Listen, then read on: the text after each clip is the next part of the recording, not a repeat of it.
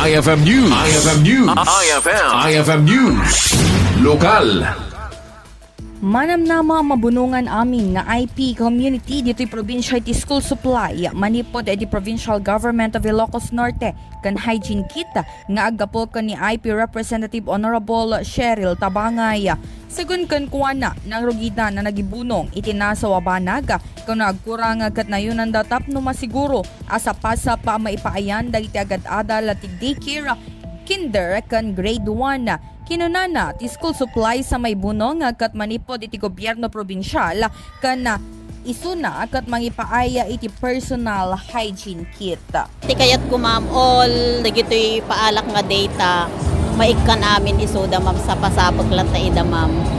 Alat na dyan na dagiti nga school supplies ma'am. At lapis, papel, ma'am, crayons, coloring box. Di dyan usaran dagiti agpasbasa ma'am. Then, in my own initiative, ma'am, ikakmot ti instructional materials dagiti daycare workers, ma'am. Gen, nayunak pa yan iti. Ngam di dyan kami school supplies, ma'am, from the Hygiene. Okay. So, tinayon ko nga gapomot iti sarilik nga bulsan, personal hygiene kit para kadagiti uping, ma'am. Tapnon iti ka, masursurwan da nga, mang dalos, wano mang istimar iti bagbagida, ma'am.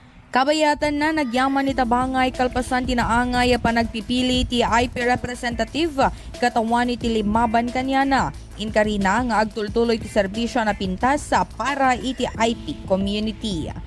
Para iti IFM News sa Idol Bernadette Toledo, Tatag IFM. IFM News. IFM News. IFM News. Lokal.